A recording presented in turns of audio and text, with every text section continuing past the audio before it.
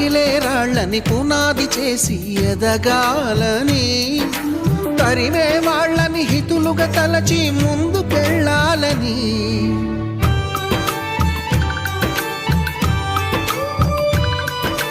కన్నుల నీటిని కలల సాగుకై వాడుకోవాలని, కాల్చే నిప్పుని ప్రమిదగా మలచి కాంతి పంచాలని, గుండెతో ధైర్యం చెప్పెను, చూపుతో మార్గం చెప్పెను, అడుగుతో గమ్యం చెప్పెను. నేనున్నానని, నేనున్నానని, నీకేం కాదని, నిన్నటి రాతని మార్చేస్తానని.